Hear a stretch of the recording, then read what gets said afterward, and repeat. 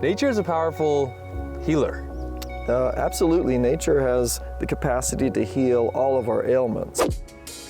If you don't have your health, what do you have? You are a functional medicine doctor. Join us as we blend modern and ancient wisdoms to be well now.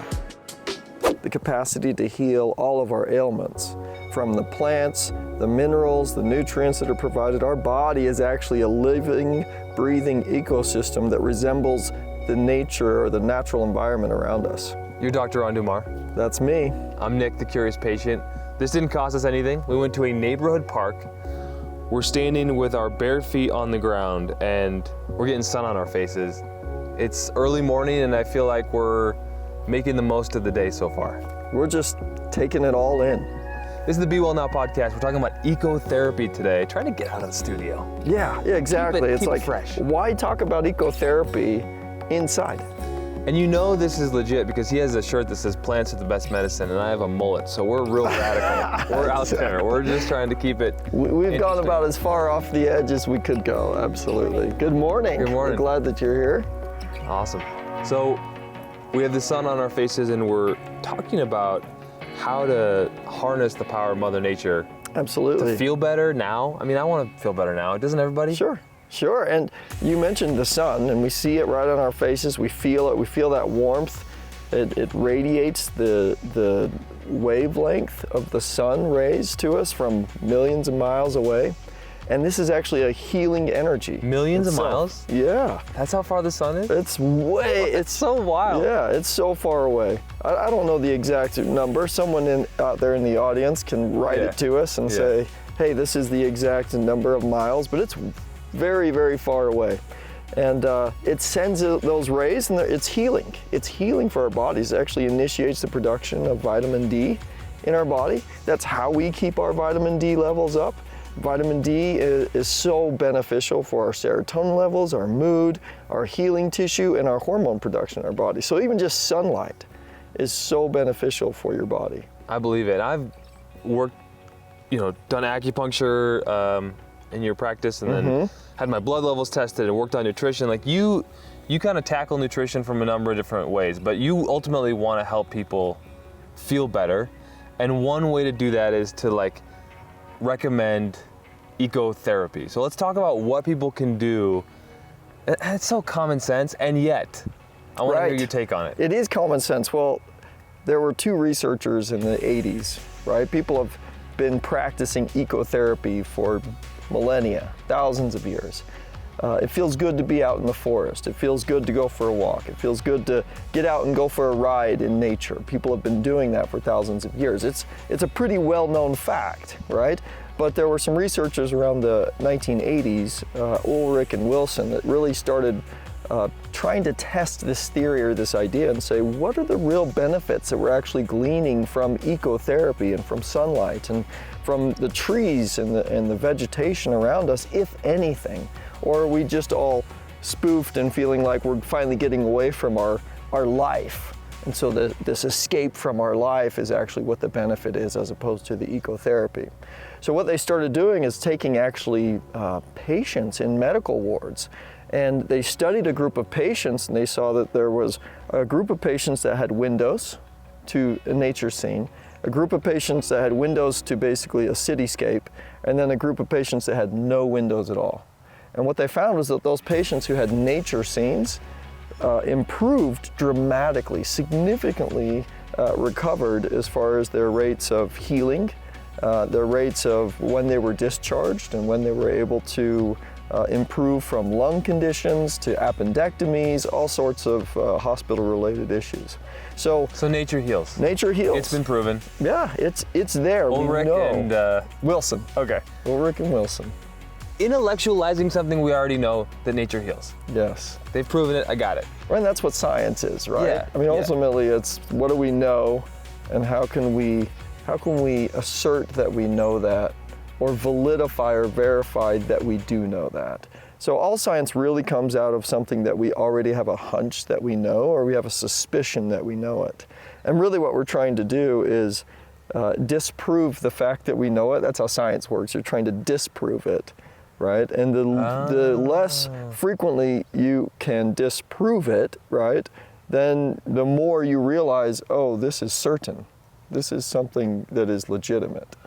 And it sort of sounds out there, but I mean, if you're listening to the Be Well Now podcast, you're probably very intrigued by this sort of thought. But I think a lot of this is, we know it all. It's like more of remembering. Yeah. That's the way I feel about this wisdom that's sort of innate in all of us. Like, just kind of remembering the stuff you already know through the passage of time or from your ancestors, or just the fact that we're all from the same source, whatever that is. You know, it's... Well, and you and I right now, too, we're actually grounding. So our shoes are off, socks are off, and we're connected to nature physically. The other day I got home from work and it was pretty stressful, my body had been through a significant amount of stress, I felt like. And so I will go outside, and I do this frequently. I'll sit on my front porch, and then it wasn't quite enough. I love to be in nature. I love to have the sun on me. I love to listen to the sounds, to tune into the birds, to the nature sounds, to what's going on around me. And usually when you're working with even a patient or a child who's in a very focused condition or even in a tantrum, getting them to distract their attention or their focus, or to maybe pay attention a little bit more to what's going on around them, all of a sudden it calms them and it centers them more to where they have a better understanding of what's happening. So what I did is I felt like I needed a little bit more, so I actually scooted down off my porch and onto my sidewalk area and took my shoes and socks off, put my feet in the grass, and just sat there for a minute. And then my little boy, he's 5 years old, he comes out, "Dad, what are you doing?" I said, "Oh, I'm just relaxing and letting Earth heal me and relax me." And he goes, "Oh, okay." So he takes off his shin guards, because he had just come home from a soccer match. He took off his cleats, puts his feet on the ground, and then just sat there by me. And we just chatted and talked for a minute. And that was super healing, but it was also an opportunity for me to be able to teach my child that there are times when we need recharging. There are times when we need to recognize it's time for us to step back a little bit. It's time for us to be able to give some time to us. So what happens when your feet are touching the ground? Because I've been hearing a lot about grounding, and I've been trying to do this. So at the park, I used to be afraid that I was going to get my feet stuck with glass, and now I'm sort of opening up to, like, some paranoia somewhere. I don't know where it came from. Now I'm just, whenever I can now with my kids, I'm trying to get into grass, take my socks off, and I'm just having this faith that, like, that is good for me. I don't quite understand grounding. I feel like, is this the earth? What if we put a pile of dirt on top of this? Is that really what does it all mean, right? Like, isn't this probably some concrete jungle that we put something on top of? Like, how is that healing me, even if there is dirt and soil? Is this really the ground if we've put stuff on top of stuff already? Right. What's happening? Well, that's a really good question, because how much of what we see in our surroundings is actually just man-made, or man-manipulated even to be a green space. So what's happening in a cityscape? Right. Yeah. So what we are experiencing, regardless, even if it's over a period of time, right? Even if it's man manipulated, you're still experiencing the natural phenomena of life and growth, right? So even if it's a manipulate, like a lot of us actually manipulate our lawns. Sure. Because if they weren't manipulated, they would die. Right. Right. The grass that we utilize in a lot of lawns in different places are not necessarily indigenous to the area that we have them growing, and so we do a certain amount of manipulation just to help them grow. And you could say, well, that's nourishing or nurturing, or you could suggest, well, that's just anti-natural. So I think there's a benefit to both of those. Keeping plants alive, keeping plants, nourishing a plant, caring for a plant, I think there's a benefit to that you glean as well. So whether we are kind of manipulating to some degree the environment, or we're actually just harnessing, like here, this is actually a harnessed natural ecosystem that hasn't really been disturbed, except there is a walk path going through it. Sure. And we've got some picnic tables and different things now too. But when I was a kid, this pond was here. So the houses weren't here when you were a kid? Correct. Yeah, no houses. Yeah. There were no houses. But This pond has been here since this has been here for a long time. Oh, that's awesome. It was a drainage pond, and this was all cattle. There were a lot of cattle that would come in through here, and you'd have lots of deer that would come in and get the water. And so this has been what like happens this when your feet hit the ground. for a long time. Yeah. Yeah, And so the reason I'm grounded. saying that is I'm building to this idea Okay. that essentially this is a growing, developing ecosystem that has been sustaining life over a period of time. And so the longer and more sustainable that life is, the more it can contribute to perpetuating life as well. So when we put our feet on the ground, we're actually borrowing or connecting to a life force. We're connecting to an intelligence that knows how to sustain life. Okay? And so there's a frequency and a wavelength of living things. Everything has a state of vibration. When we go to the very basic core of the atom, we know that the atoms, ions, electrons, and neutrons are moving at a really fast and rapid rate. And it's just how much, we call it an electron cloud as far as how much of that they fill, right? So the shape of this atom and how much it fills, well, these are all we would suggest made up of atoms. And they're all moving and interchanging, and there's a frequency and a wavelength there that they lend to you, which we're also made up of the earth, so we're also atoms or atomic beings. And so we connect because the supposition that Ulrich and Wilson had, they started with this idea that we are in some way born of nature, and we're natural beings. And there's a natural phenomena that's perpetuating our life on this earth. And as a result, all those other things that we see naturally in our environment that have the capacity to perpetuate themselves are therefore shared in nature. And so we borrow that natural instinct to thrive and to live through the vibrations of literally connecting to them. Some of the plants will release pollen, and that pollen is like an information chemical to the world around it. And certain animals or insects will go pick up on that pollen, or the pollen will fall in a certain place, and it will provide a new sustenance for growth, right? Or a new system of growth.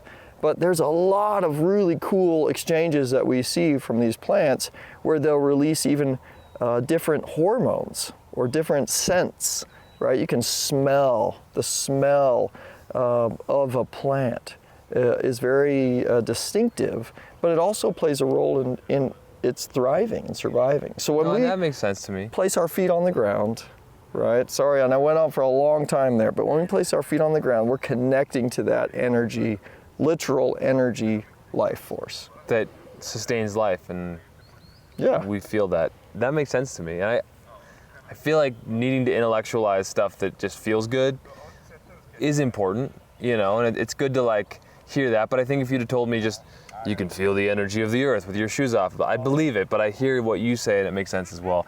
What else can you recommend in terms of like ecotherapy? Like I got a patient who's full of anxiety, stress, worry, whatever. Get out into nature, right? Okay. I could say that. I'm not a doctor. Sure. But Yeah. what do you recommend to them, and how do you kind of pitch it to them as why this matters? Well, why this can heal. Exercise is something that is very forefront right now in our culture. Exercise, everybody feels like they have to exercise 5-6 days a week.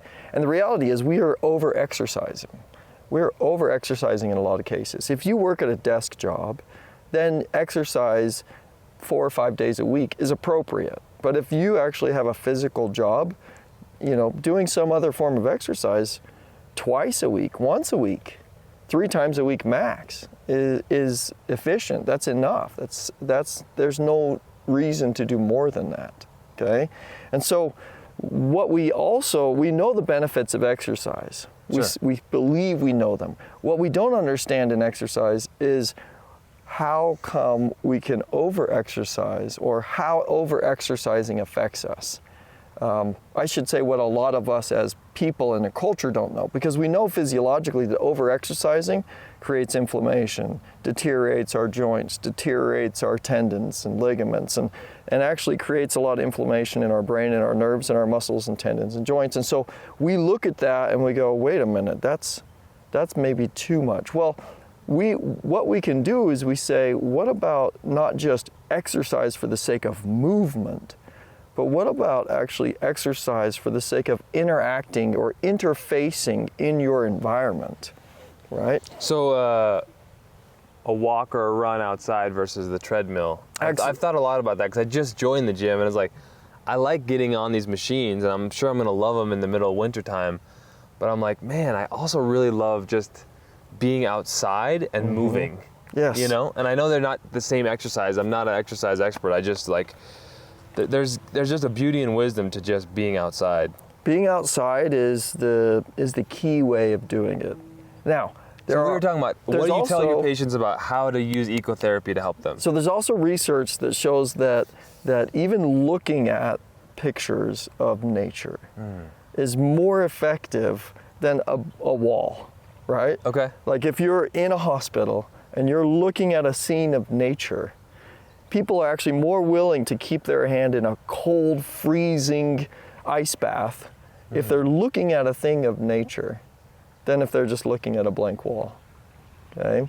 So even just having naturescape some places in your home if you're not able, or in your office, right? Or on your computer screen, you know, your save screen, right? When you get onto that, if you have a place that you love, different naturescapes are so much they're so beneficial for you. Being a part of nature, being outside in nature will actually decrease your anxiety, improve your serotonin levels, decrease your blood pressure. All of those things we know with really good research that does. And so when we look at how we're going to benefit ourselves by increasing our involvement in nature, some of that too, because of the way we work and how much we're inside, is about taking that outside and bringing it in. How do we do that? And so you can have a plant. Ooh. So you can bring a plant into your office, your workspace, and have it be a plant that you maybe have to care for, or a plant that you like, or you like the aroma of. Or what I would do, I really like aloe vera. I think aloe vera plants are great. I think money plants are really great. We have a number of plants in our office as well. Plants do a really good amount of clearing as far as oxygen and nutrient exchange in your house. But I heard there was a myth office. about that. To actually do all that clearing, you'd have to have like 1,000 plants in your room. That at scale it would work, but really it's so small. But that was one guy on YouTube, but he had millions of followers. Yeah. So I was like, well, plants don't really do anything, but I still have them. Yeah. But he kind of like, it's an interesting the argument. plant. Yeah, it's an interesting argument to suggest, hey, here's something that we know takes in carbon dioxide and gives off oxygen, right? So his argument is, well, you'd have to have hundreds of plants, so don't have any? you know, he's like the plant guy on YouTube. That's an odd argument. But he had 8 myths about plants in your home, and one of them was that it helps with oxygen or something. Yeah. Okay, well, it does. It does. I mean, we can address that, but how would having a plant in your home that we know takes in carbon dioxide and emits oxygen? That's what plants do. That's one of their major roles, right? I mean, I breathe, I take in oxygen, and I emit carbon dioxide. So if I put a bag over my head, would I say, oh no, that's no good? Like, sorry, you're not gonna get it, you're not gonna fill the room with carbon dioxide. Well, of course I am. I'm gonna fill that bag and I'll pass out. So if I put a bag over a plant, is it gonna oversaturate itself with oxygen? And the likelihood is yes, it will, right? And so we have to be really careful with that, those assumptions. My point is, it's better to have some than none. And we know by the research that if you actually have a plant in your room, like your hospital room, you're going to recover better. There were spinal patients. They did a study with sunlight and with plants, and they found that spinal surgery patients actually recovered faster when they had plants in their hospital room. All I'm struck by through all this is just as radical as it sounds, like slowing down and being with it all in the moment, right? Because I saw my little peace lily plant this morning and I kind of smiled. I was like, oh, I moved it away from the window after a year and it was really browning a lot and it's doing so much better out of a lot of direct sunlight. And it kind of made me smile, but then I was like, oh, I got to go meet you for this. And I kind of dismissed it. And it's like, if we can just slow down and be with the grass on our feet and the sound of the birds and appreciate the growing plant in our living room at the subtle level, which is what this all is. Yeah, having plants is pretty cool. It's a recognition of something else that's living and something else that deserves life. And if you recognize that and resonate with it, then your physiology is benefited by it. So whether that's a child, a family member, a plant, nature, it's critical to appreciate the fact that there are things around us that deserve to live. So you've seen your patients benefit from getting outdoors? Oh, absolutely. Well, and especially in this community, we have a lot of outdoors patients as it is. But the more we encourage them, the better they recover, the more fit and the more able they are to actually recover faster. So when you go into a surgery, if you're already into nature and already experiencing that plant therapy, then your recovery is so much better as well. Hi there. Hi, we're talking about ecotherapy and plants. Cool. And what a wonderful place to do that, right? This is like a picture perfect ecosystem right here. When you pitched the idea of doing this podcast at a park, I was like, oh man, let's get into real nature. A park, but I'm real impressed by all this. And do you have an example without violating any HIPAA laws of a patient you just say, hey, just go for a walk once a day, or do this, and things started to change? Because it doesn't mean that one thing. What I've realized with the journey of life and health is that a good decision can lead to 10 other good decisions. Yeah. So it's not just a black and white light switch. It's the subtle variations and the ways that one thing can lead to many others. Yeah, well, so on the lines of even wilderness therapy, so there's a variety of different ecotherapy topics, and we're going to address some of these in future podcasts. There's Shinrin Yoku, which is literally called forest bathing, and what is that? It's a science within Japanese culture, okay? And so they do forest bathing, and the idea is anywhere where there's trees, to bring that into you, walk through it, meditate in it, do Tai Chi. So they have all of these practices that they perform in the forest, okay? And really the basic idea of that is to be connected, like you were saying, to slow down, to be aware of your surroundings, and to listen to the birds, to listen to nature, and let that penetrate you and be a part of you. But as far as a patient, the other aspect of it is wilderness therapy. That's another aspect of ecotherapy. Wilderness therapy is critical for actually PTSD patients.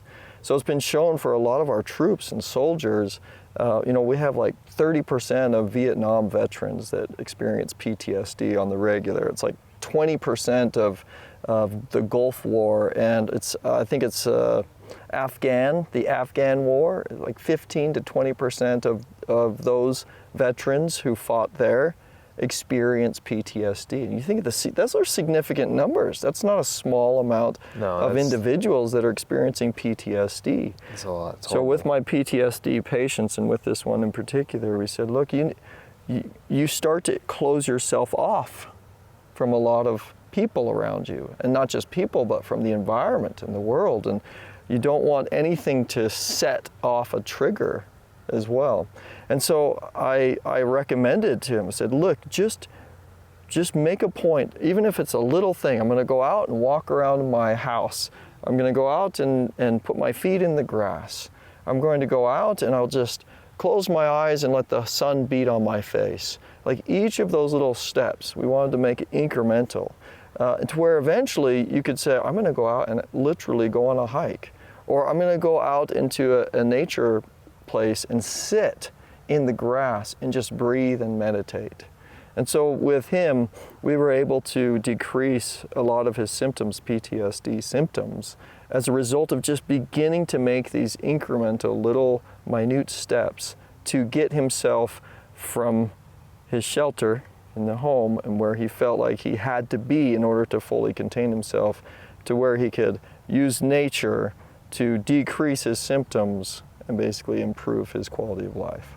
So what's one good takeaway for someone out there who's listening that they can do today to harness the power of ecotherapy?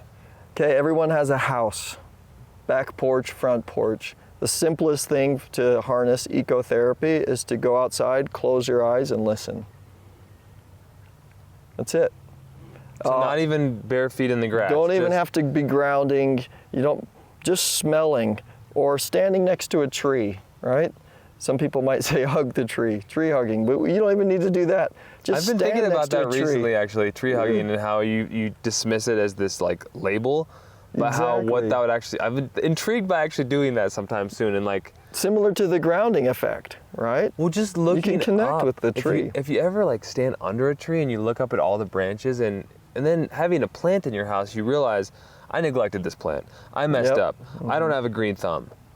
And yet it still lives. Yes. And I was looking down at this plant the other day thinking, man, this succulent really could use some work. And then I was sitting down on the floor with my kids, and I looked up at it, and I'm like, oh my gosh, this has grown so much in the last few years. The perspective I had looking up at it, I was like, what a beautiful thing that persists despite it all. Right. And I think that plant taught me about nature, and so now I'll look up at a tree and I'll be like, how many lifetimes past mine will this tree continue to survive drought and storms? And it is here growing above us and giving us oxygen. It's like, whoa, this is pretty trippy. This is pretty cool. Yeah, well, and the impressive thing to all of that is that there is something instinctual to living things, to perpetuate life, right? We just sustain and perpetuate life.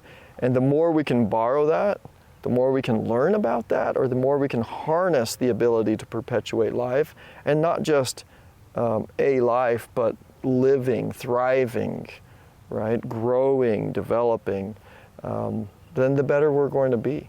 The happier, the more optimistic that our future is going to look, right? And so it is critical in everything that we do. I think daily we should take at least one thing that we can do to practice ecotherapy. And again, whether that's pulling nature in to you, or if that's having an opportunity to step out, to do a walk, or like you mentioned, even laying under a tree. Laying under a tree is so therapeutic. Just looking up on your back and staring through the branches, you know, and you see the rays of light flowing through. It's an incredibly therapeutic practice.